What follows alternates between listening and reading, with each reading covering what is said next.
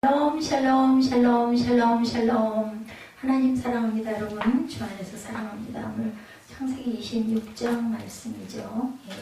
이삭이 그랄에 거주하는 내용. 이게 흉년이 들었어요. 그 예전 이 시대에는 정말 비가 잘 와야, 햇빛이 잘 비쳐야, 주로 농경 사회였기 때문에 곡식이 잘 돼야 밥 먹을 게 있는데 그게 없으면은 아마 이 나라 저 나라로 이렇게 전전했던 것 같습니다. 100배의 결실을 우리는 항상 바라죠. 그의 서번트의 이야기, 이런 이야기입니다. 이삭이 그랄에 거주하였더니 6절에 이렇게 나타나 있습니다. 이 부분에 대해서 우리 함께 살펴보는데 26장 전체에 잠깐 보죠. 아브라함이 내 말을 순종하고 26장 5절에 보면 그렇게 나옵니다. 아브라함이 내 말을 순종하고 내 명령과 내 계명과 내 율례 내 법도를 지켰습니다 하시더라. 그래서 자손 천대 만대로 복을 주겠다고 4절에 내 자손으로 말하면 천하 만민의 복을 받겠다고 이렇게 얘기하죠. 아브라함이 그렇게 잘 내 말을 지켰기 때문에 떠나는 믿음은 뭐예요? 고향과 아버지의 집, 그것을 떠납니다. 세상을 떠나는 믿음이에요. 하나님의 집으로 가는 믿음이죠. 창세기 12장 1절에 아브라함에게 이르시되 너는 너의 고향과 친척 아버지의 집을 떠나 내가 네게 보여줄 땅으로 가라. 하나님의 땅으로 물론 믿음으로 순종하고 가는 모습이죠. 버리는 믿음. 하갈과 이스마엘을 버렸어요. 하나님이 보내라고 말씀하죠. 아내의 말대로 해라 하셨었습니다. 말씀과 반대되는 것, 그 믿음을 떨어지게 하는 모든 것을 철저하게 버리는 믿음을 또한 가져야 되겠다. 창세기 21장 8절에서 14절에 보면 하나님이 아브라함에게 이르시되 사라가 내게 이른 말을 다 들으라 하죠. 아브라함이 그래서 아침에 일찍 일어나 떡과 물 한 가지 부대를 가져다가 하갈의 어깨에 메어주고 그 아이를 데리고 가게 합니다. 근데 이때는 이삭이 없었을 때는 이 이스마엘이 얼마나 귀했겠어요. 아브라함에게는. 그런데도 하나님이 그 마음을 딱 주시니까 말씀을 하셨거나 마음을 주셨거나 어쨌든 이런 마음을 주셨기 때문에 그대로 행하죠. 바치는 믿음, 독자 이삭을 바치죠. 하나님의 말씀대로 버리고 하나님의 말씀대로 떠나고 하나님의 말씀대로 바치는 그런 믿음을 가진 아브라함입니다. 가장 귀한 것도 아끼지 않고 즉시 순종하여 바치는 믿음이죠. 창세기 22장 1절에서 19절에 내가 이까지 행하여 내 아들 내 독자도 아끼지 아니하였은즉 이제 내가 너를 믿겠다 그러시죠. 그래서 아브라함 믿음의 첫 번째가 이러했습니다. 그리고 두 번째 믿음은 바랄 수 없는 축복의 말씀을 믿었다라고 증거합니다. 창세기 12장 1절에서 3절에 보면 내가 너로 큰 민족을 이루고 내게 복을 주어 내 이름을 창대하게 하리니 너는 복이 될지라. 불가능한 일을 또한 믿었습니다. 창세기 15장 4절에서 6절에 야훼의 말씀이 내 몸에서 날 자가 내 상속자가 되리라. 날 수가 없었죠. 근데 그것도 아브라함은 믿었다라는 거죠. 순종할 수 없는 일에 또한 순종한 아브라함입니다. 창세기 22장 12절에 그 아이에게 내 손을 대지 말라. 그에게 아무 일도 하지 말라. 내가 내 아들 내 독자까지도 내게 아끼지 아니하였으니 내가 이제야 내가 하나님을 경외하는 줄 나도 알겠다. 하나님께서 말씀합니다. 하나님은 마음을 다 아실 텐데도 이렇게 시험도 하십니다. 내 명령과 내 계명과 내 율례와 내 법도를 지켰다라고 얘기하죠. 26장 5절에 하나님의 명령과 계명과 율례와 법도는 야훼의 도이죠. 하나님이 자기의 택하신 자와 맺은 언약이기도 합니다. 하나님을 경외하는 법이기도 합니다. 따라서 여호와의 명령과 계명과 율례와 법도를 지켜 행하였다라는 말은 하나님의 언약을 지키며 야훼를 경외하는 삶을 살았다라는 뜻입니다. 이것이 사람의 본분 창조의 목적이죠. 하나님의 언약을 지키고 하나님을 경외하는 건 뭐예요? 예배하면서 사는 거죠. 하나님의 계명대로 살고 기쁨으로 예배하는 거. 하나의 의식으로 예배하는 거 아니면 형식으로 예배하는 거 그런 게 아니죠. 온전한 예배를 여기서는 말씀하고 있습니다. 이삭이 그 땅에 농사하여 그 해에 100배를 얻었다. 10절에 이렇게 증거됩니다. 이삭이 받은 100배의 복은 흉년을 피해서 애굽으로 내려가려 했는데 애굽에 내려가지 말아라. 이삭에게 말씀하시죠. 그래서 안 갑니다. 그래서 그날에 그냥 거주합니다. 이때 순종하죠. 이삭은 정말 아버지를 많이 닮았어요. 그죠? 자기 아내를 누이라고 한 것도 똑같아요. 아브라함과 이게 사라와 그런 모습과 또한 그 이삭과 리브가의 모습이 똑같습니다. 이삭이 받은 100배의 복은 흉년을 피하여 애굽으로 내려가려 했으나 애굽으로 가지 말라는 하나님의 명령에 순종해서 그날에 거주했더니 그 풍년이 들죠. 100배의 복을 받습니다. 창세기 26장으로 보면 1절에서 4절에 아브라함 때 첫 흉년이 들었더니 그 땅에 또 흉년이 들매 이삭이 그랄로 가서 블레셋 왕 아비멜렉에게 이르렀더니 야훼께서 이삭에게 나타나 이르시되 애굽으로 내려가지 말고 내가 너에게 지시하는 땅에 거주하라. 이 땅에 거류하면 내가 너와 함께 있어 내게 복을 주어 내가 이 모든 땅을 너와 내 자손에게 주리라. 이렇게 말씀하셔서 그 자리에 정체하게 되죠. 이삭이 하나님의 명령에 순종해서 애굽으로 내려가지 않았을 때 받은 복, 그의 농사가 100배를 얻고 거부가 되었다 나타나죠. 12절에서 14절 본문에 이삭이 그 땅에서 농사하여 그의 100배나 얻었고 야훼께서 복을 주심으로 그 사람이 창대하고 왕성하여 마침내 거부가 되어 양과 소와 떼를 이루었다. 이 사건을 통해서 우리가 알 수 있는 것은 교회 생활을 하다가 기회를 만나게 될 때 세상을 바라보고 교회를 떠나는 것이 아니라 어떻게 해야 되겠다? 지시하신 땅, 곧 교회의 거류에야 하나님이 약속하신 복을 받을 수가 있다. 아브라함은 그런 믿음을 가졌어요. 불가능한 것도 믿고 그대로 순종하는 믿음, 버릴 줄 아는 믿음, 바칠 줄 아는 믿음, 그런 믿음을 가졌죠. 떠날 줄 아는 믿음, 이 믿음을 우리가 지녀야 합니다. 부엘세바로 올라갔더니 그 왕이 야훼께서 그에게 나타나 내게 복을 주어 내 자손이 번성하게 하리라. 23절이죠. 오늘 본문에 부엘세바는 아브라함이 제단을 쌓고 야훼 이름을 불렀던 곳입니다. 창세기 21장 33절에 따라서 본절은 이삭이 그랄을 떠나 하나님이 계신 곳에 이르렀을 때 비로소 하나님께서 그에게 나타나 축복하셨다는 뜻으로 교회 생활에 있어서 중요한 영적 교훈을 담고 있는 것을 우리가 절대로 잊어버리지 말아야 됩니다. 그러니까 결국은 아브라함에게 주셨던 복은 아브라함이 하나님의 말씀에 순종해서 불가능한 것을 가능으로 믿고 하나님께서 하신 말씀 그대로 떠날 줄도 알았고 버릴 줄도 알았고 드릴 줄도 알았고 이러한 것을 순종함으로 이렇게 받았던 거예요. 그죠? 아브라함의 믿음은 바랄 수 없는 축복을 받게 되었던 모든 것은 이렇게 버리는 믿음과 그리고 하나님께서 말씀하신 대로 떠나는 믿음을 가졌기 때문이다. 그리고 바치는 믿음, 가장 귀한 이삭, 독자 이삭까지도 서슴지 않고 바치는 믿음에는 알아서 하실 거야, 하나님이 해주실 거야 하는 그런 믿음입니다. 이삭은 농사를 지었는데 100배의 결실을 보았다라고 말씀하고 있죠. 이삭이 그 땅에서 농사하여 그의 100배를 얻었고 12절에 여기서 농사하여 100배의 결실을 맛보았다는 것은 숫자적인 100배가 아니고 뭐예요? 풍성한 결실을 의미하죠. 부자라는 소리를 들을 정도의 그러한 결실을 의미하고 있습니다. 예수님이 씨 뿌리는 비유를 말씀하시면서 뭐라고 그래요? 30배, 60배, 100배의 결실을 볼 거라고 말씀하시죠. 거기서 100배의 결실이라는 것은 사람이 거둘 수 있는 최대치의 결실을 이루었다는 뜻이다. 그러니까 굉장한 많은 결실을 얻었다. 그런데 이삭이 그런 최대의 결실을 이뤘다는 것은 엄청난 성공을 말합니다. 이삭이 거둔 엄청난 성공, 100배의 결실은 좋은 환경에서 이뤄낸 것이 아니었었죠. 가장 나쁘고 힘든 환경에서 이루어낸 100배의 결실이고 성공이었기 때문에 놀라운 결과였다는 것을 우리가 꼭 잊지 말아야 되겠다. 이삭이 100배의 놀라운 결실은 어떤 환경에서 이루어진 결실이었고 성공이었는지, 흉년의 때 이루어낸 100배의 결실이었죠. 아브라함 때 첫 흉년이 들었더니 그 땅에서 흉년이 들매 이삭이 그랄로 와서 블레셋 왕 아비멜렉에 이르렀다. 오늘 1절입니다. 얼마나 흉년이 심했으면 이삭도 가나안 땅을 떠나서 애굽으로 피난 가려고 하였을 정도로 심각한 흉년이었는데 하나님이 나타나셔서 말리지 않았다면 이삭은 흉년이 없는 땅 애굽으로 분명히 갔을 거예요. 그럼 이의 의미는 뭐예요? 기도해야 된다는 거죠. 응답이 올 때까지 하나님이 애굽으로 가지 말라고 하셨기 때문에 여기서 이삭이 기도했다는 내용은 없지만 하나님이 그냥 너 거기 가지 마 하진 않으셨을 거 아니겠어요? 기도했더니 하나님께서 그곳에 가지 말고 여기 있어라 라고 얘기하셨겠죠. 이삭은 흉년이 많이 난 땅에 그대로 머물러 있습니다. 우리 교회 모습과 같습니다.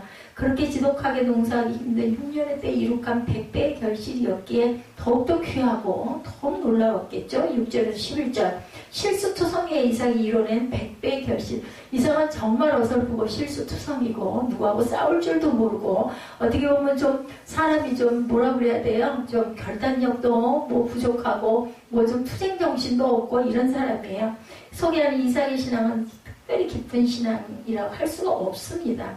이삭은 자기 아버지가 애굽에서 한 것처럼 자기 아내를 아내라고 정직하게 말할 용기도 당연히 없었죠. 노이라고 얘기합니다. 아비멜렉에게. 그래서 크게 창피를 당하는데 중요한 건 아비멜렉이 그들을 또 보호하는 이야기로 오늘 본문에 보면 하죠. 이삭은 하나님만 의지하는 강하고 깊은 신앙이 아니라 세상을 무서워하고 두려워하고 이런저런 수단을 쓰는 아주 소심한 그러한 아주 소인배 그런 모습 뭐 쉽게 우리 모습이죠. 제 모습입니다. 이삭이 이루어낸 100배의 결실에는 이런 실수를 저지르는 이삭에게 일어난 놀라운 결실, 실수투성이 이삭이 이룬 결실입니다. 딱 한 가지가 있었죠. 힘을 경외하는 마음, 믿는 마음, 순종하는 마음. 아주 허물이 많은 그러한 이삭, 야곱도 마찬가지고 그럼에도 불구하고 허물 많은 이삭에게 일어난 놀라운 결실. 아마 아주 훌륭하고 대단하고 이런 사람이 했다면 그 사람은 정말 훌륭하고 대단하니까 할 수 있겠지. 근데 이삭은 그렇지가 못하다는 거죠. 세 번째, 많은 대적, 방해꾼들 속에서 일어난 100배의 결실이었다. 12절에서 25절 내용이 그렇습니다. 이삭 주위에는 이삭이 잘 되는 꼴을 그냥 못 보고 있는 못된 블레셋 사람들이 계속 이삭을 따라다니면서 방해하는 모습이 12절에서 25절에 계속 나타납니다. 당신은 농사를 하거나 목축을 하려면 우물이 절대적으로 필요하죠. 물이 없으면 못하잖아요. 당장에. 저도 참 물이 중요한 것 같아요. 물이 잠깐만 안 나와도 왜 이렇게 물 쓸 일은 점점 더 많아요. 물 하나를 씻어도 그렇고 정말 우리가 물을 많이 흔하게 쓴다는 생각을 합니다. 이거 빨래 한 개를 빨아도 엄청 물을 많이 써요. 그냥 떠는 물 갖고 한번 해보려고 그러면 엄청나게 그게 불편하고 필요하죠. 이때는 더 했겠죠. 우물이 아주 중요했습니다. 물 없으면 죽어요. 그죠? 전부 사막이고 그러기 때문에 농사도 그리고 또 우리가 먹고 살 수도 없는 그런 땅. 그래서 이삭은 가는 곳마다 우물을 제일 먼저 하는 게 우물 파기. 그래서 이삭을 우물 파는 사람이라는 이야기도 많이 있고 책도 많이 나와 있습니다. 이삭이 우물을 파놓으면 블레셋 사람들이 와가지고 해방을 놓고 뺏고 아니면 흙으로 메워버리기 일쑤였었죠. 못된 짓을 하는데 한 번도 싸우려고 하지도 않고 가라고 그러면 또 가요. 가는데 여기 본문 제가 같이 읽으면서 봤더니 그 우물들이 아브라함이 팠던 우물들 자리로 쫓아가니까 참 이삭은 아버지 덕을 엄청나게 본 거예요.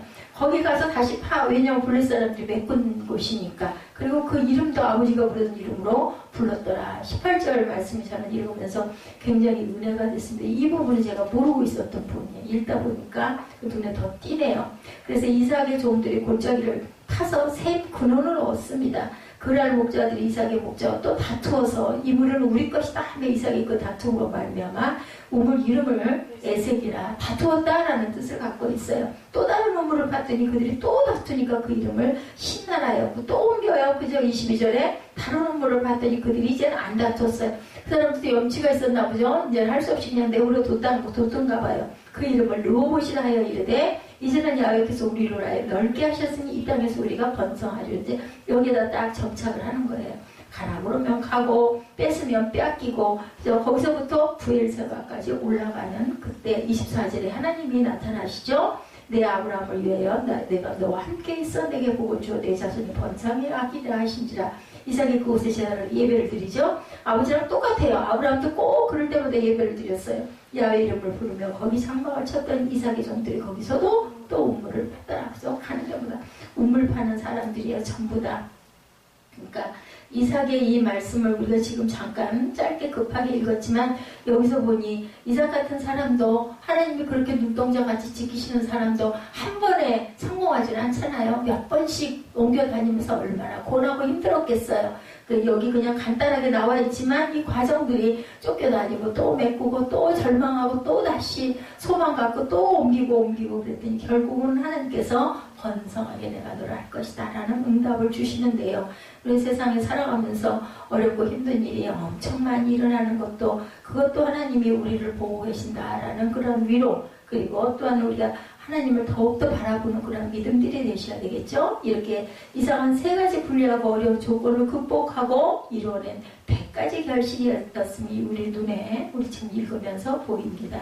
그렇다면 이삭은 어떻게 그런 어려운 조건을 극복하고 100배라는 놀라운 최대치라고 그랬죠? 꼭 100배라는 뜻이 아니라 누렸을까? 첫째, 이삭은 아버지를 잘 만났기 때문이다. 제가 느꼈던 것과 똑같아요. 2절에서 5절에 나타나 있는 내용들이 아버지를 잘 만난 내용들입니다.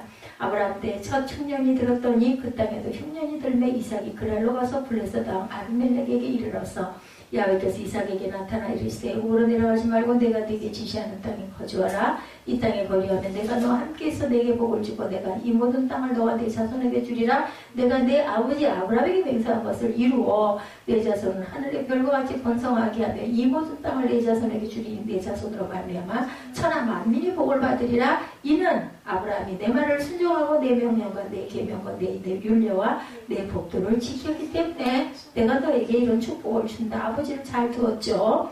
예, 어려운 환경을, 이삭 또한 어려운 환경을 극복하기도 했습니다. 100배의 결실을 누린 것은 한마디로 아버지를 잘 만났기 때문이다. 그러니까 부모 때부터 예수를 잘 믿고 섬기고 헌신한 그런 가정은 자녀들이 후대에 잘 된다는 것을 절대로 우리는 잊어버리면 안 됩니다. 아버지 아브라함 때문에 아들 이삭이 놀라운 결실을 누립니다. 흉년이 되어 이삭이 애굽으로 피난 가려고 하자 하나님 이삭에게 나타나셔서 애굽으로 가지 말라고 말씀하시면서 가나안 땅에 그대로 있으면 내가 너에게 복을 주겠다. 그렇게 말씀하죠. 이 복을 주는 건 네 아버지 아브라함에게 내가 약속했기 때문이다 라고 설명까지 해주십니다. 5절에 아브라함이 내 말을 순종하고 내 명령과 내 계명과 내 율례와 내 법도를 지켰습니다 하시니라.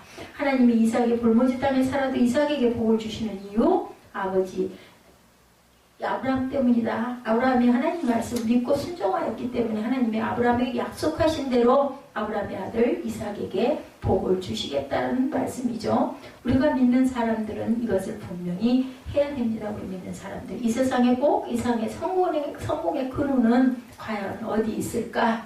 예, 복의 근원, 그것은 환경에 있지 않고 누구에게? 하나님에게 있다는 걸 절대로 잊어버리면 안 되겠다.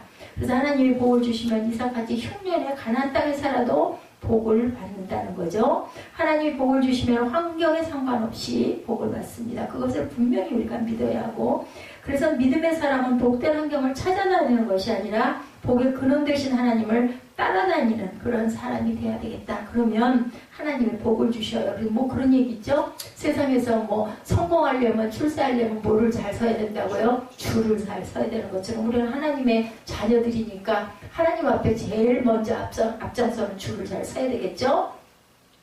복의 근원이 좋은 환경에 있는 것이 아니라 복의 근원 되시는 하나님에게 있다는 것. 그렇기 때문에 주인은 내가 아니라 하나님 아버지, 이삭의 아버지를 잘 둬서 복을 받았던 것처럼 우리 하늘 아버지를 잘 뒀기 때문에 우리는 당연히 보호도 받을 것이고 복도 받을 것이다. 그래서 하나님이 복을 주시는데 믿음으로 사는 아브라함의 아들 이삭에게 복을 주시는 것. 왜? 하나님이 내가 네 아버지랑 약속했기 때문에 내가 너한테 그거 해주는 거야. 네가 이뻐서가 아니라. 이렇게 말씀을 하죠. 네, 이삭의 복도 있어요. 순종의 몫이 있었습니다. 순종했기 때문에. 만약에 아들이 아버지가 아무리 그러다 하더라도 하나님 말씀하시는데 말 안 듣고 거꾸로 가거나 지 맘대로 하거나 지 멋대로 하거나 욕심을 부리거나 했으면 결국은 선택에 의해서 이 복을 못 받을 텐데 이삭은 그런 사람이 아니었어요. 그냥 하나님의 말씀대로 바보같이 바보 이삭 이런 이야기도 있습니다. 그대로 그냥 순종했기 때문에 하나님께서 내가 갖고 있는 이 선물 얘다 너에게 준다. 이건 네 아빠, 네 아버지랑 약속한 거야 하고 주신 거죠. 자녀에게 복된 환경을 물려주려면 헤매지 말고 복이 근원 되신 하나님을 잘 믿고 따를 줄 알아야 되겠다. 그리고 아브라함처럼 하나님께 순종하고 충성해야 되고 그것을 자녀에게 물려줄 줄 알아야 믿음을 물려줘야 되겠죠. 그러면 하나님이 아브라함의 아들 이삭에게 복을 주신 것처럼 저와 여러분들에게도 당연히 복을 주시죠. 그러므로 성경에 가르쳐 주시는 복 받는 방법 딱 있죠. 예, 저절로 복을 받는 사람이 되는 것은 아버지가 하나님께 복을 받으면 그리고 순종을 잘하면 그 순종을 자녀에게 물려주면 자녀들도 그 복을 받는다라는 거죠. 이찬수 목사님 이름 들어보셨죠? 분당 우리 교회 이찬수 목사님. 그 아버지가 제천교회 목사님이셨대요. 근데 40일 금식기도 교회를 위해서 하다가 그만 17일 만에 소천을 하셨다고 합니다. 예, 그냥 이렇게 금식기도 하다가 돌아가시는 분들이 꽤 계셔요. 예, 그때 이찬수 목사님이 소년이었는데 아버지가 이렇게 돌아가는 걸 보고 엄청 마음이 상하고 울분이 도대체 믿음이 있었겠어요? 있던 믿음도 떨어져 나왔겠죠. 교회 위해서 아버지는 금식하고 기도했는데 하나님이 살아계시다고 왜 우리 아버지를 데려가십니까? 엄청나게 원망을 했다고 합니다. 예, 다 거짓말이다. 믿을 것 없다. 막 이랬었다 그래요. 예, 어떻게 우리 교회 이 담임 목사님을 이렇게 데려가시면 어떡합니까? 개척교회 시대니까 뭐 나이가 많으시지도 않았을 것 같아요. 근데 이상한 것은 엄마가 이상했대요. 아버지가 그렇게 금식하다가 정말 너무 허망하게 17일 만에 그렇게 돌아갔는데 엄마는 예, 그냥 절대로 회개하지도 않고 어쩌지도 않고 아들한테 계속 얘기해서 네가 커서 목사가 되어야 된다. 자꾸 그렇게 어린 아들에게 얘기를 하셨대요. 너희 아버지는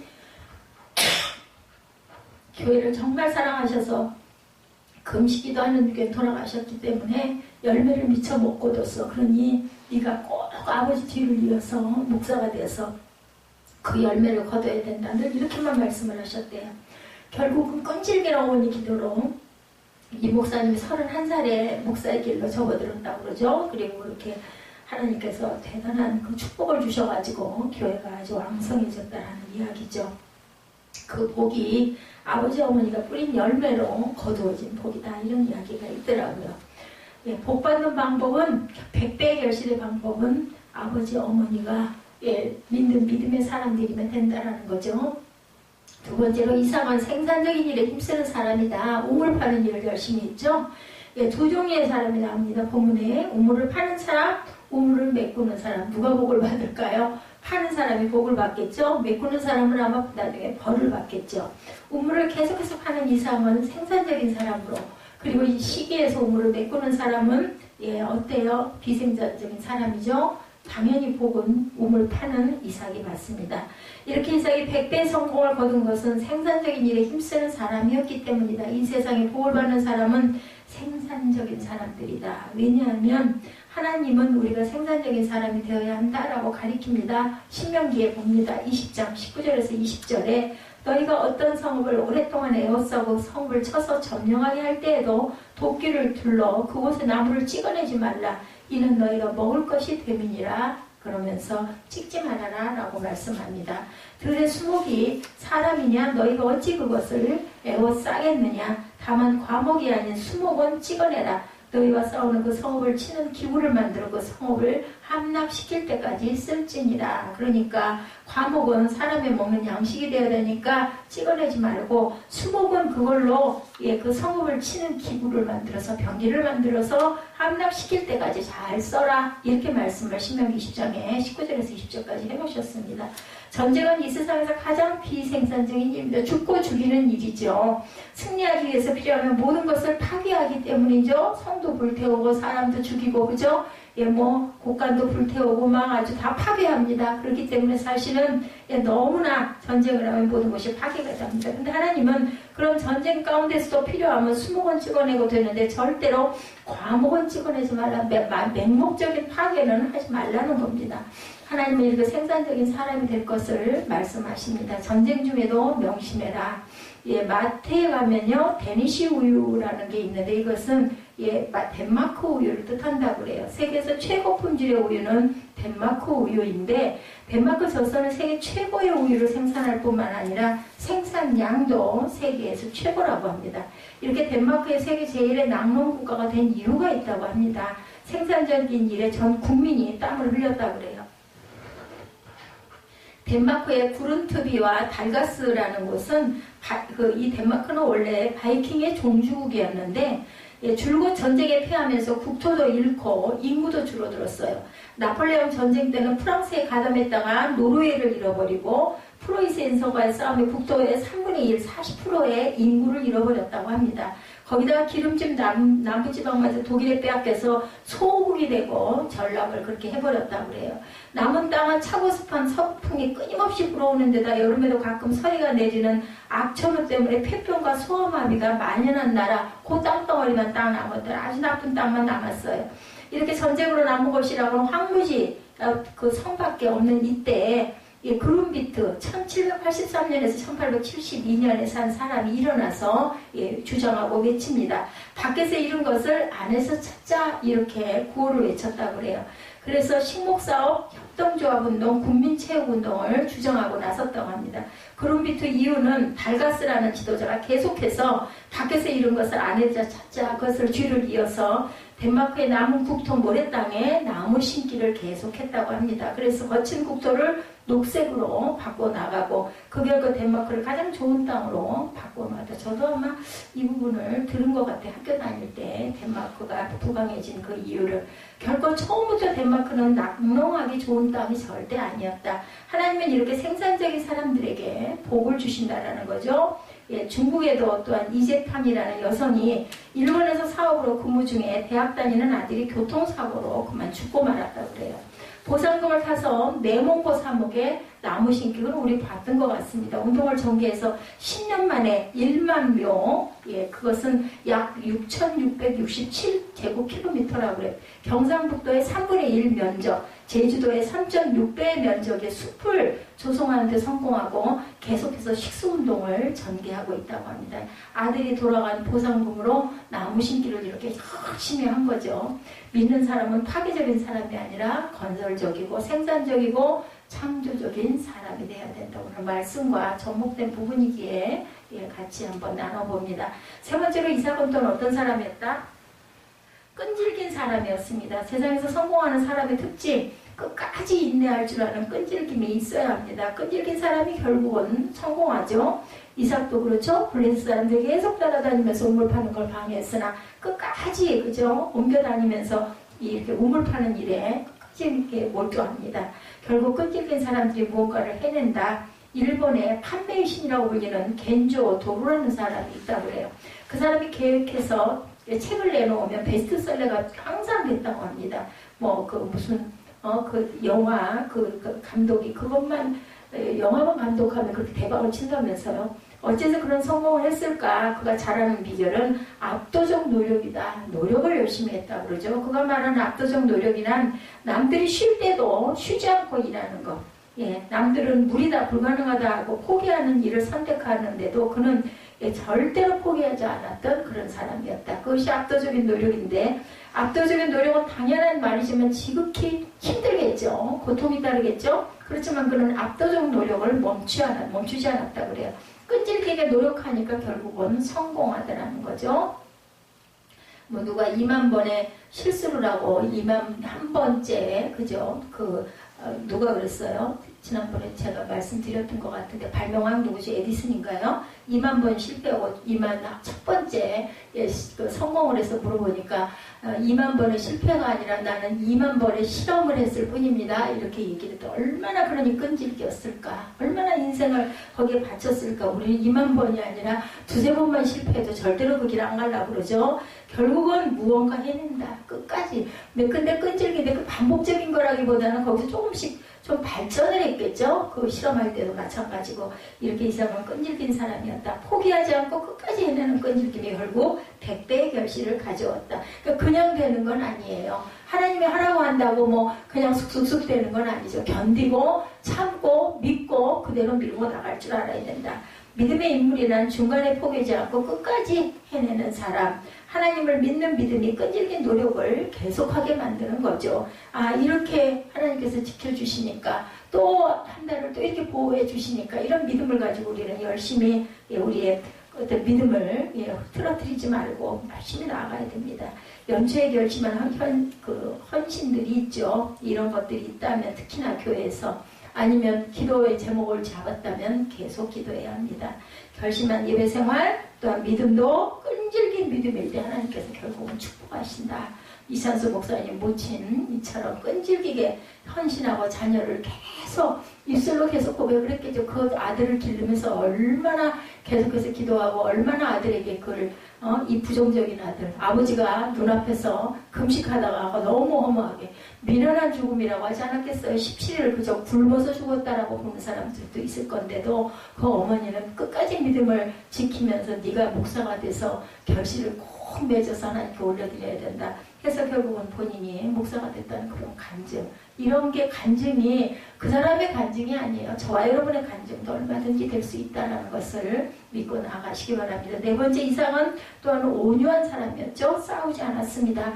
예수님이 말씀하신 팔복 중에 하나죠. 마태복음 5장 5절에 온유한 자는 복이 있나니 그들이 땅을 기업으로 받을 것입니다. 이 땅은 하늘의 땅이기도 하지만 땅의 땅이기도 합니다. 온유한 사람이 땅을 차지한다는 것은 땅에서 성공한다라는 말씀이기도 하죠. 천국의 또한 땅을 소유할 수 있다는 뜻이기도 합니다. 온유한 사람은 모든 일에 손해만 보다 결국 망할 것으로 생각합니다. 바보같이 맨날 남한테 지기만 하고 손해만 나. 근데 그렇지가 않다. 온유한 사람이 반드시 땅을 차지한다는 것은 하나님의 약속이라는 것. 그렇다고 온유를 모든 것을 양보만 하다가 포기하는 사람으로 절대로 이해해서는 안 된다. 온유란 양보를 잘하는 사람이지만 결코 포기는 하지 않는 사람입니다. 그렇다고 온유를 악과 적당히 타협하고 사는 것으로 또한 오해해서도 안 됩니다. 악과 타협은 온유가 아니라 비겁함일 수도 있습니다. 온유란 진리를 붙들고 있기 때문에 진리가 아닌 다른 것은 통곡에 양보할 줄 아는 부드러움을 의미하기도 합니다. 그러므로 온유란 결국 혀처럼 부들부들하지만 결코 약함을 절대로 의미하지는 않는다. 부드러운 것은 그죠? 부러지는 게 아니라 휠 줄 아는 거죠. 휘어도 놓으면 어떻게 해요? 서로 본 모습이 되죠? 강한 것이 아니라 온유한 거죠. 그것은 진리 안에서 그렇게 되죠. 즉 하나님 안에서 온유하게 되는 것. 이삭이 그랬죠. 블레셋이 시비 걸어오면 맞서 싸우지 않고 양보하고 옆으로 옮겨갑니다. 근데 그것도 또 아버지의 덕이었던 것 같아요. 아버지가 우물 파던 그 우물의 자리를 너무나 이삭은 잘 알고 있었기 때문에 그쪽으로 옮겨되면서 나올 자리를 팠어요. 결국은 아버지가 팠는데 블레셋 속 사람들이 덮었던 그곳을 알고 거기를 그 주변을 팠더니 물이 나온 거죠. 우물 자체는 진리는 아닙니다. 그러나 농사나 목축을 절대로 그는 포기하지 않았다. 끈질기게 다른 곳에 가서 우물을 파고 농사하고 목축하는 일을 계속하죠. 하나님은 이렇게 진리 안에서 온유한 이삭에게 성공을 주시죠. 선물을 주십니다. 100배의 결실이라는 풍성한 축복을 또한 네 아버지에게 약속했던 부분이다. 그랬기 때문에 내가 너에게 준다. 근데 이삭이 감당해야 될 몫은 분명히 있었죠. 순종하고 끈질기게 끝까지 인내하면서 갔던 그 믿음. 하나님은 우리에게 선택의 자유를 허락하셨고 그렇게 지으셨어요. 그렇기 때문에 우리는 항상 선택할 때 하나님의 말씀대로 거기에 비추어서 내가 지금 온전히 가고 있나, 어떤 걸 선택을 내가 하는 게 하나님의 뜻일까를 항상 여쭙고 가는 저와 여러분 되시기를 주님의 이름으로 축복합니다.